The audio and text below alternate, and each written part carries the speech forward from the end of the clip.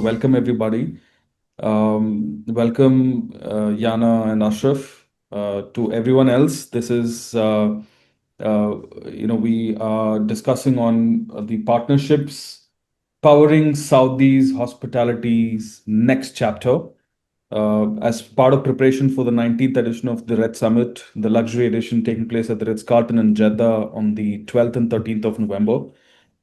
Welcome everyone. So today we have the fascinating duo joining us. Ashraf Qasem, Chief Hospitality Officer at Othaim Investments.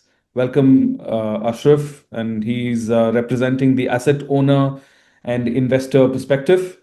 And we have Jana Bader, Country Head of Business Development for Valor Hospitality in KSA. Welcome Jana. And Jana is representing the operator's viewpoint. And we are going to dive into the real dynamics of Saudi Arabia's booming hospitality market. So Ashraf, with a portfolio of valued over 2 billion SAR, you're making huge bets on the future of Saudi hospitality. So what is the single most important factor for you that you look into when selecting an operator for a new asset? Is it the brand power, fee structure, cultural understanding, or anything else? Thank you, Ravi, for hosting me, and Jana, thank you, Jana. To be able to answer this question, it's not a single point that there are points that you focus on, but it's actually collective. It's collective of what you just mentioned, which is the fee structure, the ability to cope up with the culture. The most important factor that also infuse is the adaptability of the operator. All the operators, they are already in the business, they have a good reputation. But for an owner, always we look for an operator that he is like a business partner. He's not a standalone entity. So whatever you look at a business partner is basically to be agile with you, to be able to take the risk with you. Most importantly is to be able to adapt to the market conditions and those things. The fee structure and the road, these are also important. But the operator, when you're coming into a business partnership, this is the values that I look for. The most important things that we focus on. He is our business partner. Well said, Ashraf. And Jana, from your side, when you see an RFP from a major investor like Othaim, what's your first move? How do you tailor your pitch to prove you're not just a manager, but a true strategic partner? Thank you, Ravi, for that question. So the first move is never just to open an RFP template. That's never the right way, and it's very generic. We like to deep dive into a specific asset and investor's broader portfolio. So we will look at the investor's location, for example, the competitive set, and the vision that Ashraf has just mentioned. So crucially, we research the investor's investments, overall portfolio, including retail, for example, or residential or F&B, and we try to create a cohesive ecosystem for the investor. So it is not just one hotel that we will operate. It's an entire ecosystem. Lovely. And Ashraf, every rial that you spent has to show a return. Now, from an investor's lens, where do you believe capital is most effectively deployed? Is it in cutting edge technology? Is it lavish, hard branding, staff training, or aggressive sales and marketing? What is it? The most important capital is the human capital. Cutting edge technology, designs, architecture, that always could be done and always could be improved. And you need to cope up with what's happening, especially now it's what we're witnessing in Saudi Arabia. Certain areas in the kingdom are going to follow a certain code, like Riyadh has to follow the Salmani code, Asir has to follow the Asiri code, other countries, other cities, major cities or secondary cities are also having a building code. So from that perspective, I believe this is covered, but the most important is the human capital development, because they are the true and real assets that you develop, especially in hospitality, since the employees and our colleagues that working in the hotels, they are going to be the touch points For example, we are now designing our hotels based on the fact that we're going to have a very seamless approach, a little bit of human contact, but the human contact presence is very important. You come to the reception, some people would like to say greet you, some people would like to see people, some, let's say, more dedicated towards the Gen Z, the future generation. They like what you do currently in airlines. You just basically click your boarding pass, you have it on your mobile, you go to the room, you open the door, you are there. But in the feel of those of us humans, you'll feel it in the touching, in the cleanliness of the room. You need a certain type of specialized service. Your touch points will always be there. Things will not happen by itself. So it's basically the human-centric. Got it. And Jana, as the operator who has to work within that budget, how do you make the case for investments that don't have an immediate, obvious ROI, like team member well-being or sustainability initiatives? What is your take on it? I completely agree with Ashraf, actually. It's very much a bottom line and brand equity decision. So we try to translate soft investments into the hard numbers that investors, represented by Ashraf, for example, care about. For team well-being, it's not a cost anymore. It's actually an investment in reducing a turnover. So we are always assuring that we are presenting the data. So the cost of hiring programs and training the new members to assure that we are going to keep up with the retention program. And so to make sure that they are going to be retained for a long term, to me, is looked at more in terms of a human capital sustainability initiative at this point. Well, I mean, you guys are in sync when it comes to the investment equation. That's lovely. And to you, Ashraf, the Saudi market is unique with a vast domestic tourist base and ambitious giga projects. And so, in this scenario, how does this unique environment change your investment thesis? Does it make you more likely to launch new brands as you've done, or focus on specific asset types? It's a combination of both, to be honest. Since the visiting family and friends are the largest sector of tourism inside Saudi Arabia, I think it represents something between the 70s and 80% of the domestic tourism that's happening in Saudi Arabia. And the number supersedes the international tourism so far. We took this into consideration since we're focusing on our major and secondary cities. The upcoming developments are coming through those lines. So the major client for us, the target clientele, is the Saudi client. Okay. He is our main focus. So as you rightly said, Saudi is going under a full boom of tourism and hospitality. It's now considered to be the second largest to the GDP of the country in terms of revenue and income. Already 150 million tourists visiting Saudi Arabia is the new target, which was originally 100 million, which was achieved already in 2023, 2024. So this gives you a message that investors need to take into consideration. What you need to design and what you need to be basically available is basically think of the local Saudi, GCC, and by nature, if you manage to tackle those ones, you already tackled the world. Saudi Arabia is very well known for the generosity, for the hospitality. It's carved in our DNA. So if I have a pleasant Saudi or a GCC customer, we consider that we nailed it. Right. I mean, I reckon with that. And Jana, how does this reality impact Valor's operational playbook? Are you adapting F&B concepts, service standards, staffing models specifically for Saudi traveler or GCC traveler, as Ashraf is mentioning? Absolutely, with eyes closed. Look, a global standard operating procedure applied blindly will 100% fail.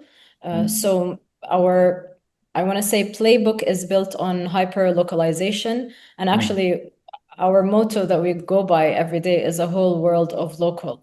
And so looking at the F&B example, it's at the heart of the Saudi social life. We breathe, live every day around F&B concepts. So we're not just putting an international steakhouse, for example, in a lobby. We're actually creating a vibrant destination, outlets that cater for families and large gatherings, of course, with the part where it's also private and authentic, and concepts that resonate with the local aspect. So we respect and we celebrate the local cuisine and work with it, not against it. But also at the same time, I do want to mention that staffing is key when it comes to such scenarios. So we are extremely committed to Saudization, not just as a requirement per se, but also as a strength. So local talent is very important for us, and local talent understands the guests' psychology. So you start to have a cohesive environment altogether, whether it's an F&B outlet or a hospitality unit that you are operating. Ravi, let me add to what Jana was mentioning also as an example. I challenge anybody, if they go to any Saudi city, if they met a Saudi person and he knows that he's a foreigner, first thing he will do, he will invite him over either to his house, to his business, to provide him, not because he wants to impress him, but this is their nature, this is the DNA. Also, with conversations with you, we've understood that you have always advocated and spoken about integrating hospitality with other sectors. Now, the question to you is the hotel room becoming just one part of the revenue puzzle for investors? How important are ancillary revenues from F&B, co-working spaces to you for overall asset valuation? Let me be a little bit scientific over here by saying that the hotel room is the most unit in a hotel that the customer spends his time. But if we want to quantify how he spends his time, it's basically sleeping. He needs 8 hours of sleeping, 6 hours of sleeping. So the importance of the room is basically when you have a good comfortable bed, a nice shower. Yeah, previously it used to be the TV, now it's your Wi-Fi. So it is important. It's the major revenue generator for the hotel. But you cannot also just depend on rooms. You have other opportunities such as at the F&B, banquets, other facilities that you need to sell, like spas. But those are all linked to the location and what variety are you willing to bring to the customer. And what we're doing currently in our, for example, in our mixed-use developments, I believe we're developing one of a kind ecosystem, which we call it stay, eat, meet, work, shop, and play. Since the hotel is part of a mixed-use development, which is basically a mall that has more verticals, it has a fashion, F&B, cinema, entertainment, and others. So the customer comes in one touch point, he will be leveraged all of those facilities in just a few steps away from him. Whether you are a corporate clientele, whether you're a frequent traveler, whether you're coming with visiting family and friends, all of those will undergo a one ecosystem, which will leverage more value than just staying in the room. So basically, we're creating a destination. The destination is being catered on by all components. And that was the thing that I believe which will give our unique selling point, our unique positioning to the market. Whether, as I said, our main target is the Saudi client or the GCC or the international. Well, thank you for that. And Jana, look, for both of you, I want to also ask the wellness part of it. We see wellness is quite rapidly being integrated as part of hospitality. So I want to touch base on that as well. But apart from that, operating on ground, what are the biggest challenges in maximizing revenue from these non-room streams? And how do you balance them with a core guest experience? Love this question. Look, the challenge is integration without dilution. So you can't just be a hotel with a restaurant. You must actually be a destination restaurant that also, luckily, has great rooms. So the biggest challenge in the market right now is actually marketing these outlets to the local community, but at the same time, assure that it is an independent hotel that has great value proposition for its rooms.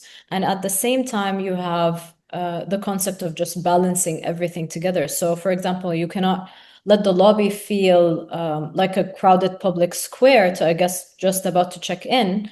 Its design, the flow, the customer experience, the customer journey, the way we use data to manage peak times, for example, or how we offer exclusive benefits for in-house guests.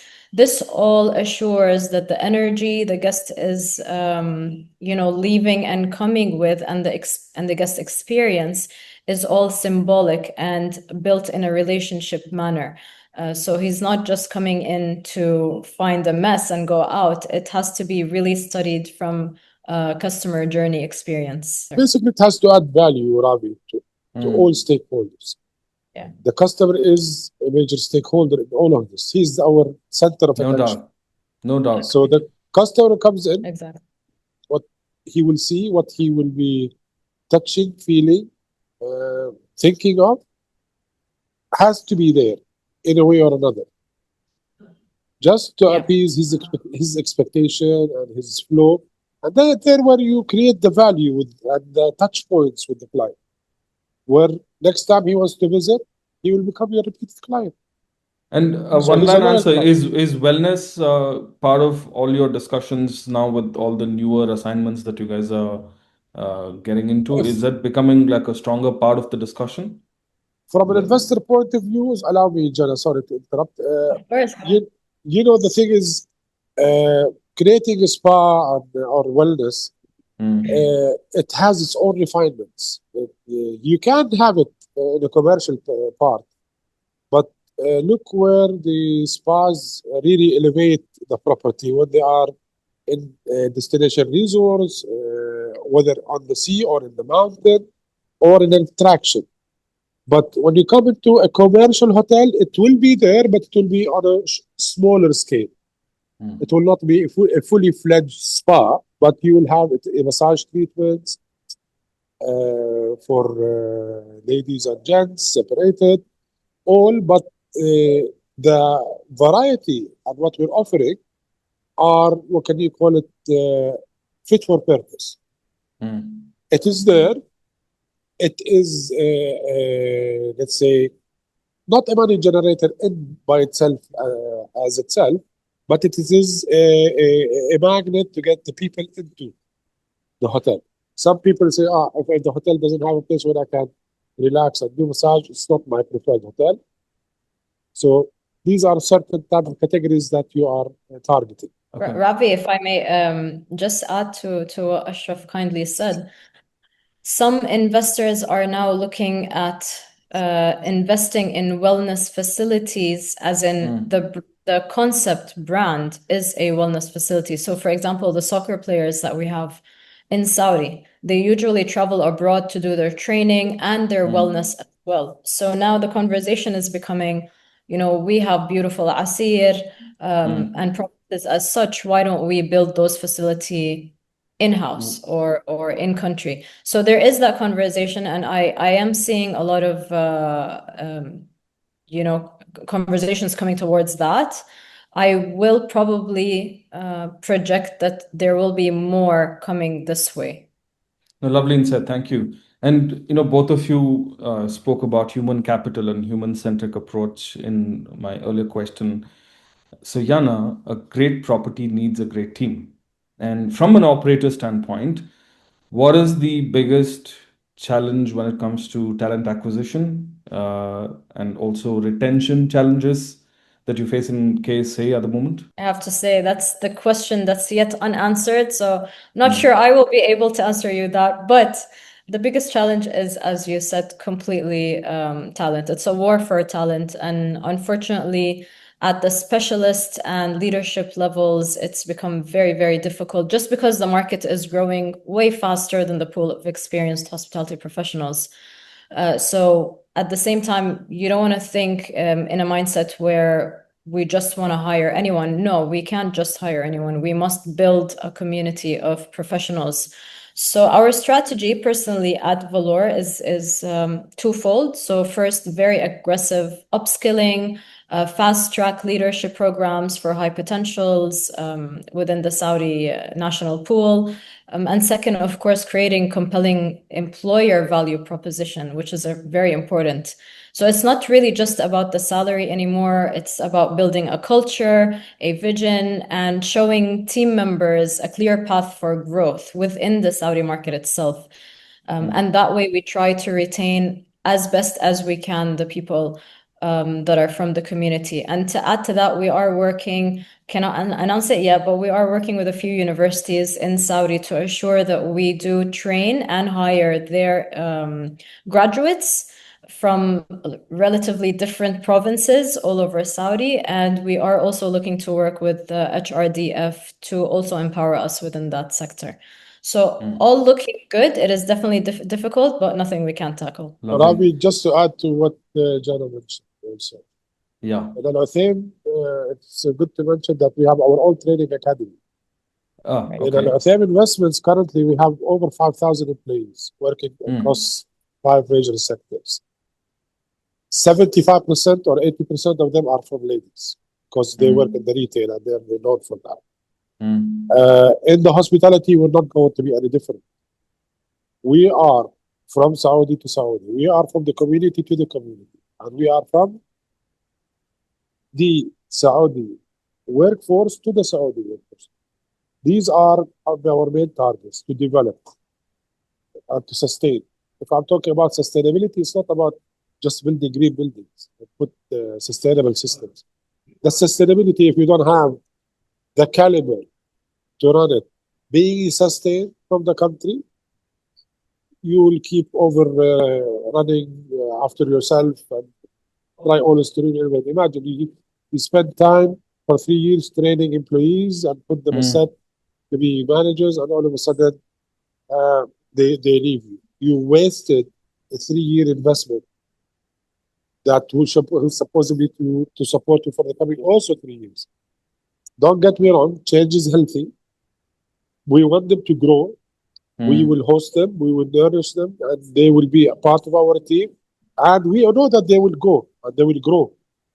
But the thing is, they are the most key factor of our success and our stability. No, absolutely. And as an investor, you ultimately benefit from a stable expert team. But the question to you is the human capital strategy part of your board level discussions, or does it remain at the executive level only? It's on our board level and it's on our chairman level. Sheikh Abdullah Al-Othaim himself is paying a lot of attention to details, especially with the hospitality and the hospitality sector, and what we're going to do. And he always assures me, tells me, Ashraf, we're building a brand to be sustained, not just a one-off. We're looking at to be there. We are a Saudi brand, homegrown brand, Saudi Arabia, under Al-Othaim Investments. And we have the short-term plan, we have the mid-term plan, and we have long-term plan. I can just give you a hint. Between the mid to long-term plan, there are potential expansions outside KSA. So if we were not up to that level, we will be competing very hard with everyone. Aggressive. You're right. And also, you see, the last few years, especially the COVID phase, has taught us a great deal about resilience. Now, imagine a market turn down, Ashraf. What's your first call that you make with your operator? Are you looking for immediate cost cutting or some strategic discussions about long-term positioning? I as a person, I never use the term cost cutting. It's cost management. Okay. So cutting, it's to be long-term honest. positioning. No. Some people, most of the people, they think cost cuts. I think no, it's cost management. Let me answer you in a diplomatic way by saying, if you are already having systems in place and you are on top of your system, what you're doing and what your expectations, you're running the correct forecast, you have cleared city ledger accounts, you have claimed everything that you have, and you have running a very healthy financials. So it would be like what happened previously with other companies that I worked with, and I was spearheading the division, as we did not let go of any single employee. And that was by the blessings of our board and chairman previously. I'm sure also the same treatment will happen over here, simply because it's the culture. In other countries, we have heard a lot of people were laid off. In Saudi Arabia, I was really surprised.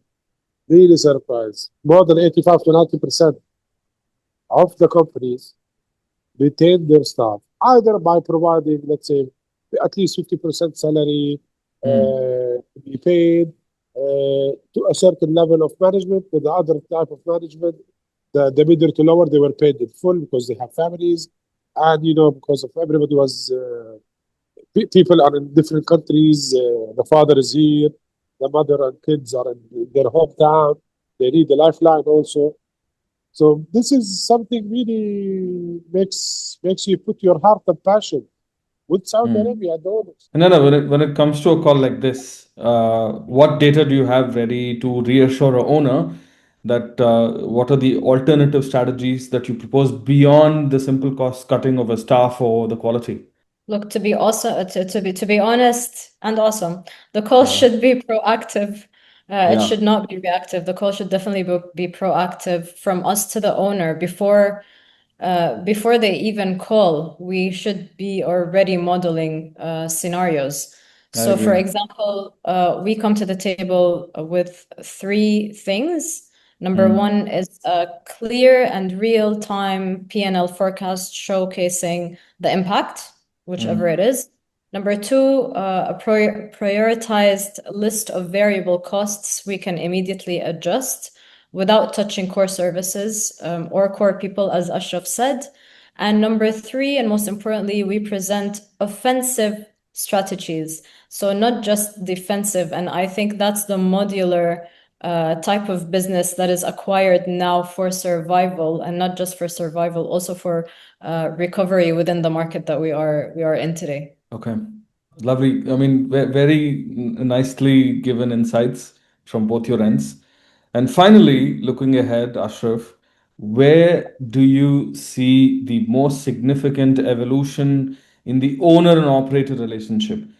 Will we see more profit sharing models, more management contracts with performance hurdles?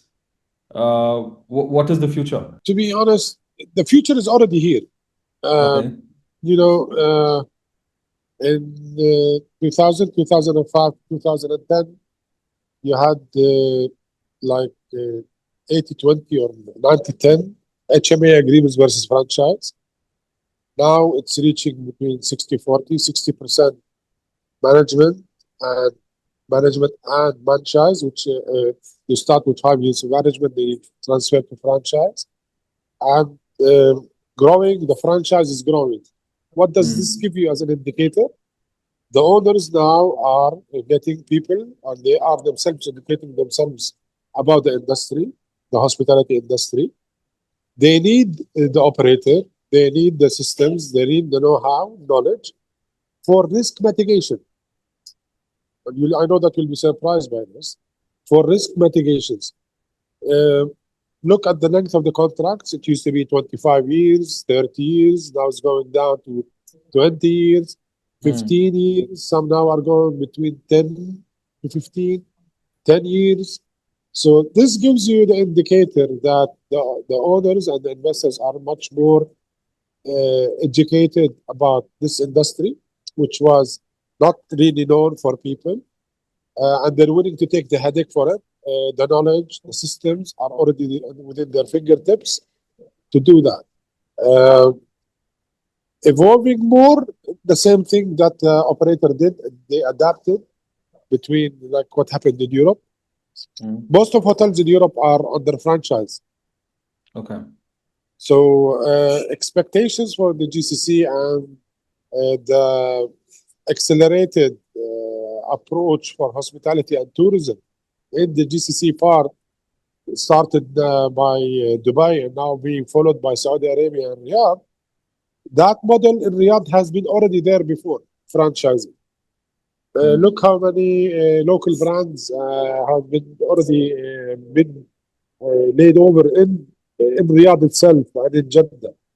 So that is already the mentality and the philosophy is there. Now it's a matter of just mastering the practice, mastering the systems, the back of house, getting the right talents into place, and it will go apart. And operators, don't get me wrong, operators are also needed because you have a level of experience that you need to build to mitigate a huge risk. You can develop and build and operate, but if you don't have the right talents in place, the right practices in place, you might not be having the right formula to succeed or to be sustained. So it's a matter of finding the balance between the owner, investor, asset owner, and the operator to master that role. In simple terms, some people you find them bringing an operator and they starting managing. Why you need to manage the manager? You brought him in because he knows. You can work on your part, let him work on his part, agree on the middle, which we call it win-win. It has to be a win-win situation, business win. Thank you. And Jana, from your perspective, what does the operator of the future has to excel in to remain indispensable for investors in this increasingly sophisticated and competitive market? Indispensable is a strong word to use. But good question. I want to say the operator of the future must be a collective of a data scientist, a tech guru, and a brand storyteller all at once. So it's really no longer enough to just be a hotelier, at least not in this diverse market. And indispensability comes from providing transparency and predictive, being predictive or having predictive analytics with your capabilities. So using data, not just to report on what happened last month, but also to predict what will happen next quarter and prescribe immediate action for that. So it's about leveraging technology to drive efficiency and personalization at different scales. But ultimately, we must be the experts who protect and grow the owner's brand equity in the market. So we are here to assure that their assets are not, going into wrong hands, but their assets are being profitable and beloved by us. Well, thank you very much, guys. This has sort of covered a lot of topics around the future of partnerships. Thank you so much. And also thank you for being on the advisory for the investment track on the 19th edition of the Red Summit. And I hope all of them watching this will enjoy the discussion. And thank you very much and wishing you guys the very best. Thank you for having us. Ravi. Look forward to seeing you and everybody else. Thank you. Thank you, Ravi, for having us. And it's our pleasure to be on the advisory board. We're strong believers of what is going to happen. And being GBB leading the real estate of and the luxury real estate of development in Saudi Arabia, also and in the region, I have to say. Wish you all the best. Thank you. Thank you, Ashraf. Thank you, Jana.